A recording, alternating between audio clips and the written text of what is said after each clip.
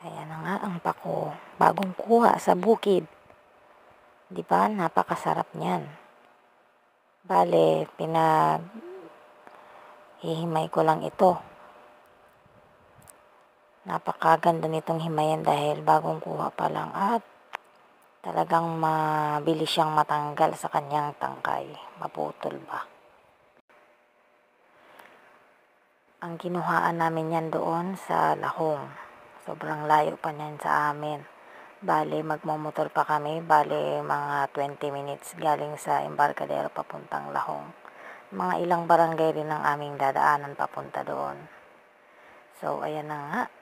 Yung tinapa, sibuyas at luya at sili, pinagpe-prepare ko na. Yan na, na ako ng nyog, piga. So, bali sa kahoy ko lang ito lulutuin.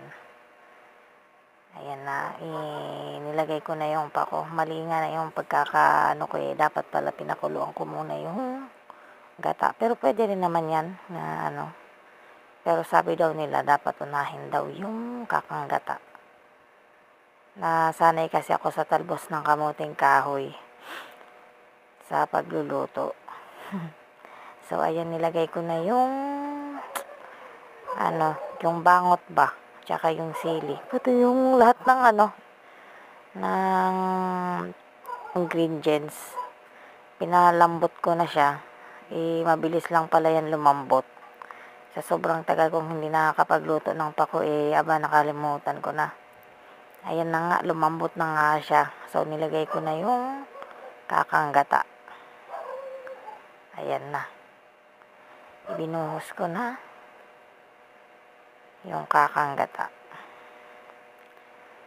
Napakaganda ng magluto dito sa kahoy. Sobrang nakakamiss kasi syempre sa panahon ngayon parang ang mahal-mahal na ng mga bilihin, di ba? So, kailangan nating magtipid. Pinag-halo-halo ko na at hinihintay ko lang na maghubas ba sa Bicol, matuyo. So, ayan na nga, natuyo na. Nakalimutan kong videohan kanina, bibigyan ko na yung kapitbahay namin. So, ayan na. Kainan na.